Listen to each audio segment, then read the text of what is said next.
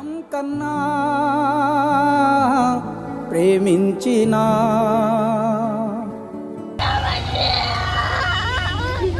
ఆ ప్రేమనే తెంచావుగా. ఇప్పుడు ఇష్యూ జరిగిన తర్వాత తెలంగాణ గవర్నమెంట్ నుండి కానీ లేదంటే అధికారుల నుండి కానీ మీకు మళ్ళీ ప్రొటెక్షన్ కోసము మీ అంటే భర్తను చంపిన తర్వాత మళ్ళీ మీ మీదకి వస్తారనే ఆలోచనతో మీకు ప్రొటెక్షన్ కోసం పోలీసులు ఏమైనా చర్యలు తీసుకున్నాము? లేదు, వాళ్ళు అసలు రాలేదు. పోలీసులతో చేయజలుపుకునే అవసరమైతే డబ్బులు కూడా ఖర్చు చేసేటువంటి అవకాశాలు ఉంటే మా అన్న వాళ్ళు అనుకునేటువంటి ఆలోచన ఏమైనా ఉందా? ఉన్నది, 2 కోట్ల దాకా ఖర్చు పెట్టిర్రంట చంపనికి.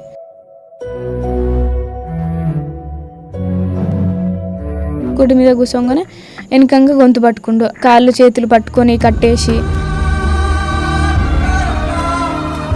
ప్రైవేట్ పార్ట్ మీద తన్నెరు, కొట్టిర్రు.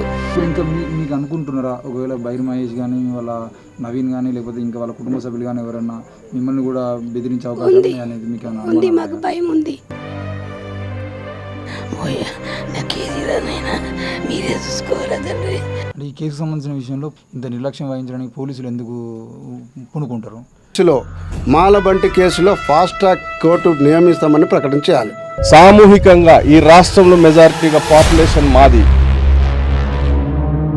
మా పాపులేషన్ ఒకే దగ్గర భూమిపూడి మేము హంతకుల ఇళ్లను తగలబెడితే మీరు ఆపగలరా? మీ చట్టం ఆపగలదా? సంబంధించినటువంటి విషయంలో తెలంగాణ పోలీసులు కానీ ప్రభుత్వం కానీ తీసుకుంటున్నటువంటి చర్యలు ఇప్పటివరకు ఏమీ లేవని కుటుంబ సభ్యులు అయితే చెప్తా ఉన్నారు. అయితే హైదరాబాద్ నుండి ఈ సమస్య మీద ఫైట్ చేయడం కోసం ఇచ్చేసినటువంటి బత్తుల రామప్రసాద్ అంతా ఉన్నారు. అన్న చెప్పండి, వీళ్ళు అంటే కుటుంబ సభ్యులు చెప్తున్నటువంటి వివరాలను చూసినట్లయితే హంతకుల ఇంటి దగ్గర పోలీసులు కాపలా ఉన్నారు, కానీ మా ఇంటి దగ్గరికి ఎవరు రాలేదు. ఈరోజు కూడా హైదరాబాద్ నుండి ఒక 3 అడ్వకేట్లు వచ్చి ఎస్పీ ఆఫీస్ పోయేంత వరకు కూడా మా దగ్గర పోలీసులు కాపలా లేరు. కనీసం ఈ హంతకులకు సంబంధించిన విషయంలో కానీ ఈ మర్డర్కు సంబంధించిన విషయంలో కానీ మాకు రావాల్సినటువంటి హక్కుల్ని కూడా మాకు ఇచ్చినటువంటి పరిస్థితులు లేవు అని చెప్పేసి చెప్తున్నాడు. అంటే ఈ పరిస్థితులు చూస్తామంటే ఏమర్థం చేసుకోవచ్చు? ఒకటి, ఈ మాలబంటు హత్య ఏదైతే జరిగిందో గౌడ సామాజిక వర్గానికి చెందిన వాళ్ళు కులాంతర వివాహం చేసుకుంటే చేసిందని మనకు అందరికి స్పష్టం.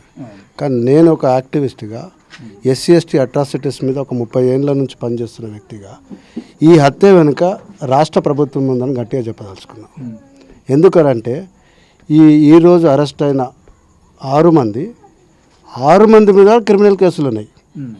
మీకు ఇంకో భయంకరమైన నిజం ఏంటంటే సైదుల్ అనే అమ్మాయి వాళ్ళ తండ్రి 307 ఉంటుంది, వంశీ కొడుకు వాని మీద 307 ఉంటుంది, నవీన్ వాని మీద 307. ఇంకా దౌర్భాగ్యం ఏంటంటే 65 సంవత్సరాల ముసలమ్మ బుచ్చమ్మ పేరు మీద కూడా క్రిమినల్ కేసులు ఉన్నాయి. ఆ కంప్లీట్ ఫ్యామిలీ అంతా, కోట్ల ఫ్యామిలీ అంతా క్రిమినల్ బ్యాక్గ్రౌండ్లో ఉన్నదని తెలుసు.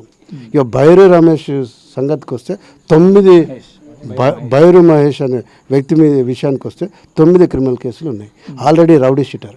ఒక రౌడీ షీటర్ కదలికలన్నీ కూడా లోకల్ పోలీస్ స్టేషన్లో పర్యవేక్షణ చేయాలి. ఇది చట్టం చెప్తుంది, నేను చెప్పింది కాదు. అటువంటిది 3 నెలల నుంచి చంపనికే ప్రయత్నం చేస్తున్నానని స్పష్టంగా నేను ఇవాళ పోలీసులు చెప్తున్నారు. రౌడీ షీటరు తర్వాత ఆ ఫ్యామిలీ అంతా క్రిమినల్ బ్యాక్గ్రౌండ్ ఉన్న వాళ్ళ ఫ్యామిలీలో ఇంటర్ కాస్ట్ అయినప్పుడు పూర్తి రక్షణ కల్పించాల్సింది ఇక్కడ లోకల్ ఎస్పీ. ఇప్పుడు విచిత్రం ఏంటంటే ఇదే సీరాపేట టౌన్లో క్రిమినల్ కేసులు ఉన్నాయి, పక్క పోలీస్ స్టేషన్ కాదు. కంప్లీట్గా ఈ కుటుంబం పరిస్థితి అంతా కూడా తెలుసాలకు. కానీ పోలీసులు రక్షణ కల్పించడంలో పూర్తిగా విఫలమైంది. దాంతోపాటు రెవెన్యూ కూడా పూర్తిగా విఫలమైందన్న. ఒక కులాంతర వివాహం చేసుకున్న జంటకు ఈ విధంగా దాడి చేసి చంపితే ఇమీడియట్గా కలెక్టర్ బాధ్యత తీసుకోవాలి. ఈ జిల్లాకు మొత్తం ఓలెన్సోల్ కలెక్టర్ బాధ్యత. కలెక్టర్ ఇమీడియట్గా వచ్చేసి ఈ కుటుంబాన్ని రక్షణ కల్పించాలి, రెవెన్యూ మొత్తం ఇక్కడ ఉండాలి, పోలీస్ ఎస్పీ డిపార్ట్మెంట్ మొత్తం ఇక్కడ ఉండాలి. కానీ 3 రోజులైంది. 26 జనవరి అంటే రిపబ్లిక్ డే, 76 సంవత్సరాల రిపబ్లిక్ అయిన దినోత్సవం పురస్కరించుకొని అదే రోజు కులాంతర వివాహం హత్య జరిగితే ప్రభుత్వం ఇంత నిర్లక్ష్యంగా ఉండడం, స్థానిక కలెక్టర్ నిర్లక్ష్యంగా ఉండడం, ఎస్పీకి నిర్లక్ష్యంగా ఉండడం చాలా అవమానకరం. ఇది చట్టంలో క్లియర్గా ఉంది. ఏమంటారంటే ఎస్సీ ఎస్టీ అట్రాసిటీస్ కేసు నమోదైతే ఎస్పీ తర్వాత కలెక్టర్ ఇక్కడ పర్యవేక్షించాలి, స్పాట్కు విజిట్ చేయాలి. ఎక్కడ పోయారు మరి? కలెక్టర్ ఎక్కడ పోయాడు, ఎస్పీ ఎక్కడ పోయాడు? ఇంత నిర్లక్ష్యమా? అక్కడి అవతల కుటుంబము క్రిమినల్ కేసులు ఉన్నాయి, నీ పోలీస్ స్టేషన్లు ఉన్నాయి. అంటే నిర్లక్ష్యం క్లియర్గా స్పష్టంగా ఉంది కదా. ప్రభుత్వము సీరియస్గా లేనందువల్లనే ఈ హత్య ఇంత సాఫీగా చేయాల్సిందని నేను అనుకుంటున్నాను. అంటే ఈ కేసుకు సంబంధించిన విషయంలో పోలీసులు ఎందుకు నిర్లక్ష్యం, అంటే ఇప్పుడు పోలీసులకు అయితే వాళ్ళ పక్షాన నిలబడాల్సిన అవసరం ఏం లేదు కదా, ఇంత నిర్లక్ష్యం వహించడానికి పోలీసులు ఎందుకు పూనుకుంటారు? చట్టము క్లియర్గా ఉంది. వాళ్ళ విధుల పట్ల నిర్లక్ష్యం ఉన్నా అది కూడా క్రైమే. నేను అంటున్నా, సూర్యాపేట టౌన్కు సంబంధించిన అందరు పోలీసుల మీద సెక్షన్ 4 కింద కేసు నమోదు చేయాలి. రౌడీ షీటర్ ఉన్న కదలికలు ఆయన గమనించడంలో విఫలమయ్యారు. తర్వాత ఈ కులాంతర వివాహం చేసుకున్న ఫ్యామిలీ అంతా కూడా క్రిమినల్ నేచర్ గలది. ఎందుకు వాళ్ళు బాధ్యతగా తీసుకోలే? జనరల్గా ఇప్పుడు మాట్లాడినప్పుడు చెప్తున్నది ఏంటంటే, భార్గవి మాతోని బాండ్ రాసుకొని తీసుకుపోయారు అన్నారు. కానీ అక్కడ ఆ కుటుంబంతో కూడా రాసి ఇవ్వాల్సిన బాధ్యత పోలీసుల మీద ఉంటుంది. ఆ కుటుంబంతో వీళ్ళ జోలికి మేము పోము, వీళ్ళకు నాకు సంబంధం లేదని ఆ కుటుంబ సభ్యులు కూడా సంతకం చేసి ఇవ్వాలి. మేము చేస్తాంగా, 100 కేసులు చూస్తాం. కానీ ఇక్కడ అది జరిగిన దాఖలాలు లేవు. పోలీసులు ఆ కుటుంబానికి ఫ్రీగా వదిలిందని స్పష్టంగా తెలిసింది. ఎందుకంటే ఈ చంపడానికి ఇవాళ లాస్ట్గా సక్సెస్ అయ్యారు. అంతకుముందు 3 సార్లు చేసిరని పోలీసులు చేస్తున్నారు. నీ పోలీస్ స్టేషన్ పరిధిలో ఇంత క్రైమ్కు కుట్ర జరిగితే నీకు తెలియకుండా జరుగుతుందా? అందుకనే ప్రభుత్వం నేను దీంట్లో దోషులుగా నిలబెడుతున్నాం. ముఖ్యంగా ఇక్కడ ఈ కులాంతర వివాహం హత్య జరిగిందని ప్రపంచమంతా తెలిసింది. మరి లోకల్ ఎంఆర్ఓ ఎక్కడ పోయిండండి? ఆయన విధులు చేస్తున్నాడు. 24 అవర్స్ గవర్నమెంట్ ఆయన మండల్లో జరిగిన ప్రతిదానికి కూడా ఆయన బాధ్యత వహించాలి. ఈ కుటుంబానికి వచ్చి అమ్మ నేను ఉన్నాను భరోసా కల్పించాలి చట్టం చెప్తున్నది, నేను కాదు. ప్రభుత్వ చట్టము, గవర్నమెంట్ ఆఫ్ ఇండియా చట్టం చెప్తున్నది. కానీ ఇక్కడ ఎంఆర్ఓ రాడు, లోకల్ ఎస్ఐ రాడు, కానిస్టేబుల్ రాడు, ఎస్పీ కలెక్టర్ రావాలి, వాళ్ళు రారు. ఏంది అసలు తెలంగాణ రాష్ట్రంలో ఈ చట్టాలు అమలు చేసే పరిస్థితి ఉన్నదా లేదా? ఇక్కడంతా కూడా తెలంగాణ రాష్ట్రంలో లా అండ్ ఆర్డర్ అంతా కూడా గాలికి వదిలిందని స్పష్టంగా బంటికి విషయంలో తెలుస్తున్నది.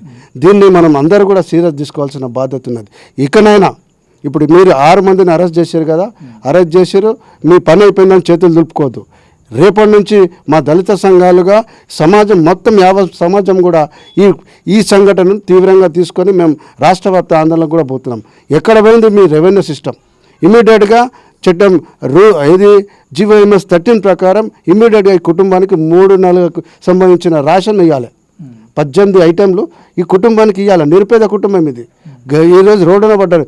అసలు సంపాదించే కొడుకు చనిపోయాడు, ఓల్డేజ్ ఉన్నది, అమ్మాయి ఉన్నది. GVMS 13 ప్రకారం మీడియా 3 నెలలు అడిషనల్ రిలీఫ్ కింద వాళ్ళకు రేషన్లు సరుకులు ఇవ్వాలి. తర్వాత ఇమీడియట్గా రిలీఫ్ అండ్ రిహాబిలిటేషన్ ఇవ్వాలి. ఎక్కడ పోయింది? 3 రోజులు 4 రోజులు అయింది. అసలు మాకు పోలీసులు విచిత్రం చూడండి. మీరు అన్నారు కదా నిందితుల ఇంటికాడ ప్రొటెక్షన్ ఇచ్చారు, బాధితుల ద్వారా ప్రొటెక్షన్ లేదు. అంటే ఏం మెసేజ్ ఇవ్వాలనుకుంటారు దళితులకు? ఇది చాలా తీవ్రంగా పరిగణిస్తున్నాము. రాష్ట్ర ముఖ్యమంత్రి మాట్లాడాలి. నిన్న కూడా నా ఛానల్లో మాట్లాడుతుంటే చెప్పిన ముఖ్యమంత్రి బాధ్యత కదా. ఎక్కడో జరిగిన సమస్యను ఇమీడియట్గా స్పందిస్తావు. నువ్వు పాలిస్తే నీ రాష్ట్రంలో సిటీకి 150 కిలోమీటర్ల దూరం ఉంటే ఇంత పెద్ద దారుణ హత్య, ఇంత కులాంతర హత్య జరుగుతే నువ్వు ఇంకా కూడా స్పందించలేవు. దీన్ని ప్రభుత్వం ఇమీడియట్గా రేపు స్పందించాలి. కలెక్టర్, ఎస్పీ ఇక్కడ రావాలి. యాజ్ పర్ రూల్స్ మాకు అదనంగా ఏం చేయకండి. GVMS 39 ప్రకారం ఇమీడియట్గా ఆమెకు నష్టపరిహారం మీ కుటుంబానికి ఏదో అది ఇమీడియట్గా ఇవ్వాలి. ఎందుకంటే మీరు అరెస్ట్ ప్రాసెస్ కంప్లీట్ అయింది. ఇంకొకటి ఈ అడిషనల్ రిలీఫ్ కింద ఈ కుటుంబానికి అన్నీ ఆధారం చేయాలి. దాంతోపాటు ఆ పెద్ద మనిషికి చట్ట ప్రకారం పెన్షన్ ఇవ్వాలి, బేసిక్ పెన్షన్తో. అంటే ఇప్పుడు 6,000 చిల్లర ఉన్నది, సంవత్సరం తర్వాత పెరుగుతూ ఉంటుంది. తర్వాత బాధ్యతగా అమ్మాయికి ప్రభుత్వ ఉద్యోగం ఇవ్వాల్సిన బాధ్యత కూడా ప్రభుత్వం, ఇది కూడా 3 నెలల లోపల కంప్లీట్ చేయాలి.